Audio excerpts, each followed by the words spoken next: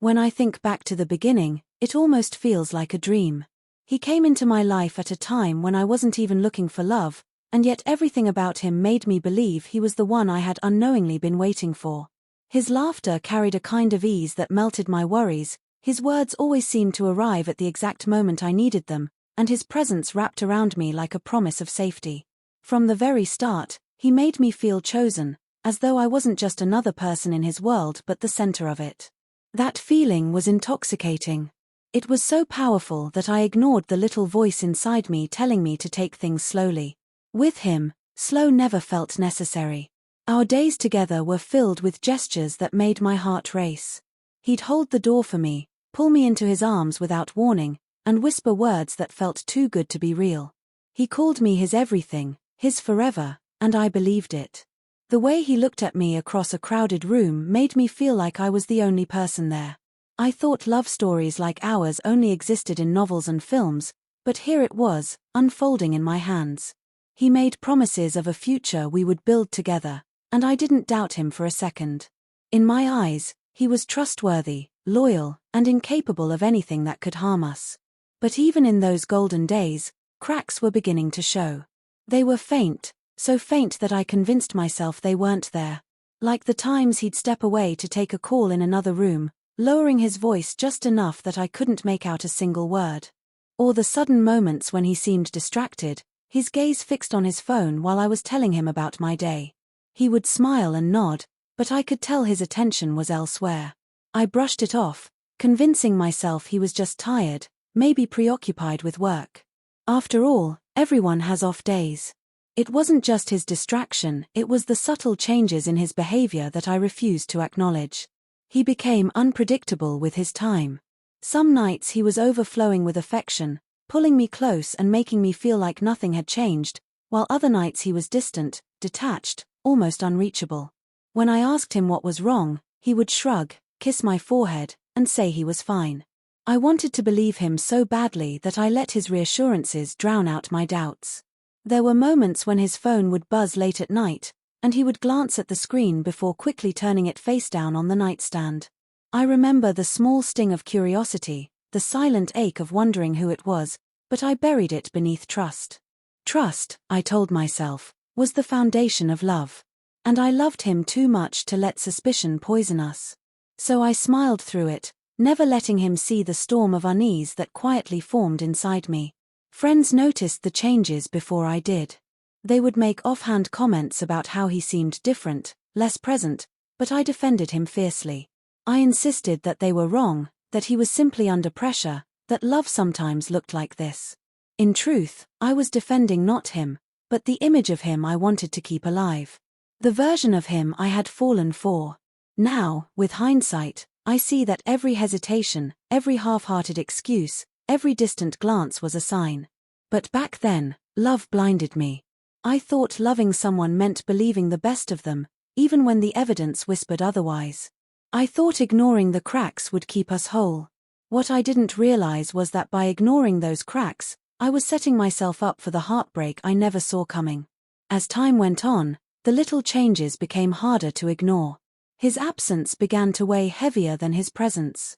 He wasn't vanishing all at once, it was gradual, like sand slipping through my fingers. The late replies to my messages turned into no replies at all until hours had passed.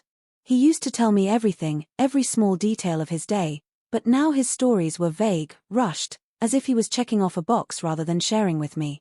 I told myself that maybe this was what long-term love looked like, that passion simply fades into routine. But deep down, it didn't feel like routine, it felt like retreat.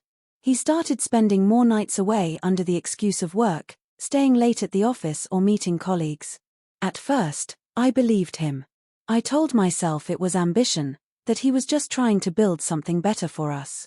But the unease grew when the explanations became too convenient, too repetitive.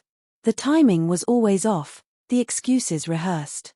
I would sit by myself, staring at the clock, wondering how many more hours I would wait before hearing his footsteps at the door. And when he finally came home, his eyes would already be tired, his mind elsewhere, like I wasn't enough reason for him to want to be present.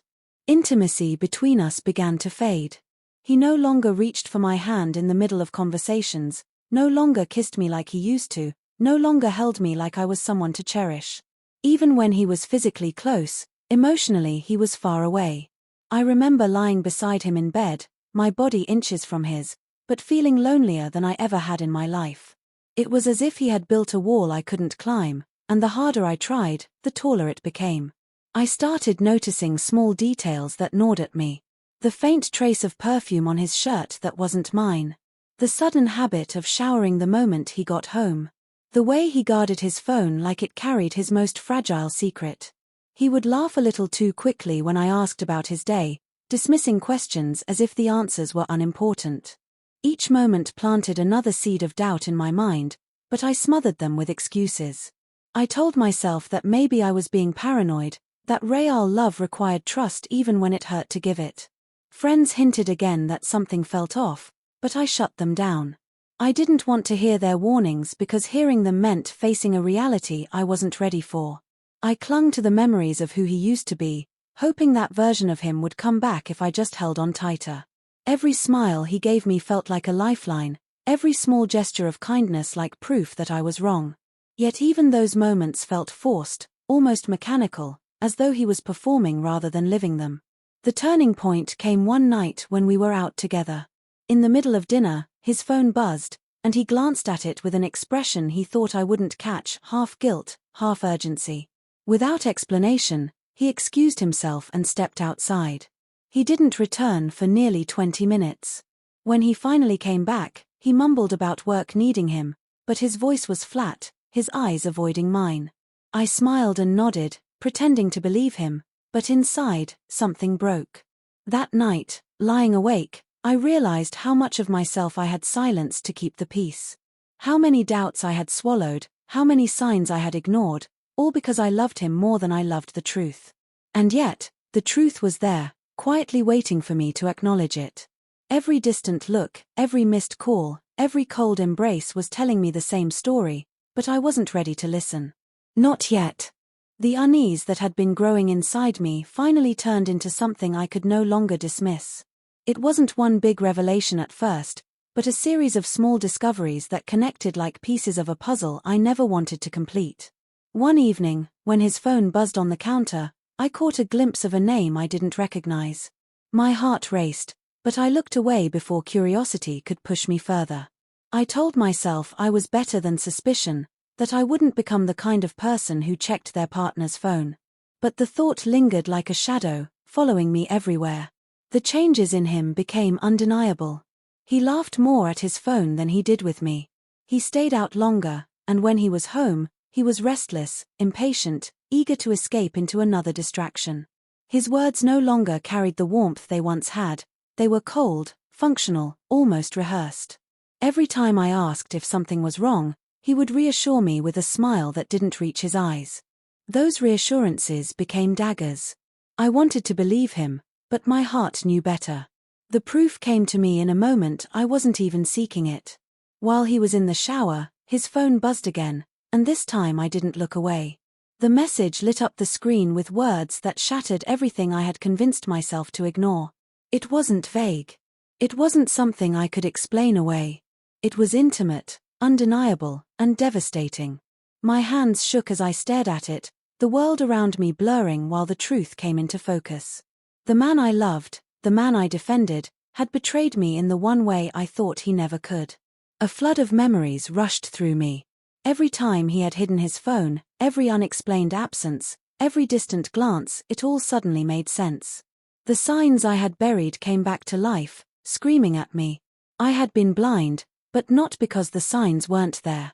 I had been blind because I refused to see. In that moment, the weight of all those ignored warnings crushed me. When I confronted him, he didn't explode, he didn't fight, he denied, then faltered, then finally admitted what I already knew.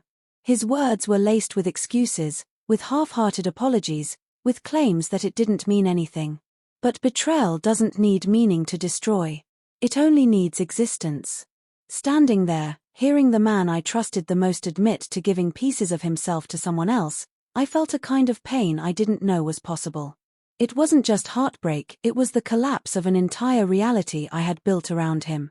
I remember the silence between us more than his words. That silence was louder than any confession. It was the sound of trust dying, of love unraveling. My tears weren't just for what he had done but for the version of me that had believed in him so fiercely. I realized I had sacrificed my own intuition, my own voice, for the sake of protecting an illusion. And now the illusion was gone, leaving me with nothing but the raw, unbearable truth. He tried to hold me, to convince me that we could move past it, that love could survive mistakes. But I couldn't even look at him the same way. His touch felt foreign, like it belonged to someone I no longer knew. The man standing before me wasn't the man I had loved, he was a stranger who had worn his face. My heart ached not only from betrayal but from the cruel realization that I had loved someone who never truly honored what I gave him. That night, I walked away not just from him, but from the life I thought we had. And as I closed the door behind me, I knew there was no going back. The truth had revealed itself, and though it broke me, it also set me free from the lies I had once chosen to believe. In the days that followed, I felt like I was living in someone else's body. Everything around me looked the same, but nothing felt familiar. The bed we once shared became a place of silence, the walls of the house seemed to echo with memories that now cut like knives. I went through the motions of daily life, but inside I was hollow. People talk about heartbreak like it's just sadness, but it's more than that, it's a dismantling of your very sense of self. I wasn't just grieving the loss of him, I was grieving the loss of the person I had been when I believed in us. The nights were the hardest. I would lie awake replaying every conversation, every smile, every touch, wondering how much of it had been real and how much had been a mask. The questions consumed me. Did he ever really love me? Was I ever enough for him? Was the future he promised me just words to keep me blind? I thought about the signs I ignored, the excuses I made, the way I silenced my own intuition.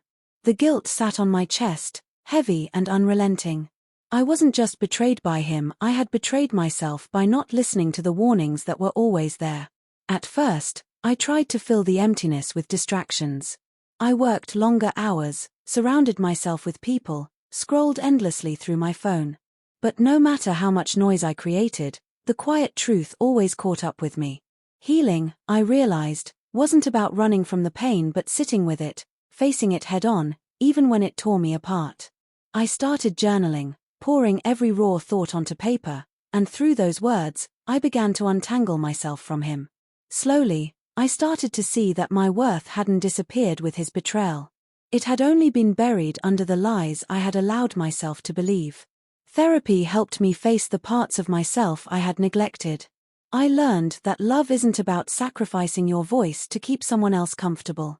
It's about partnership, respect, and honesty. I had mistaken tolerance for loyalty, silence for strength, and trust for blindness. But real trust doesn't require you to ignore your instincts, it requires both people to honor them. I promised myself I would never again silence the small voice that told me something was wrong. The emptiness didn't vanish overnight. Healing wasn't a sudden sunrise but a slow, steady climb out of darkness. There were days when I cried until my body ached, and others when I felt nothing at all. But little by little, the weight began to lift.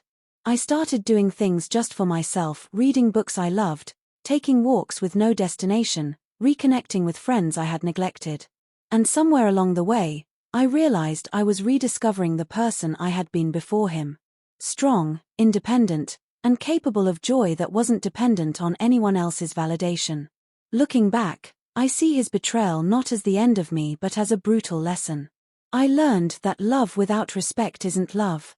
I learned that ignoring red flags doesn't protect a relationship, it only prolongs the inevitable. Most importantly, I learned that losing someone who doesn't value you isn't really a loss, it's a release. He didn't destroy me. He revealed the parts of me I needed to rebuild stronger than before. Now, when I think of him, there is no longing, only clarity. He was a chapter, not the whole story. The pain he caused will always be part of my past, but it no longer defines me. I am not the broken pieces he left behind, I am the person who put those pieces back together, sharper, wiser, and unshakable. The signs were always there. I chose to ignore them, and I paid the price. But I carry that lesson with me now, and I'll never ignore my own truth again.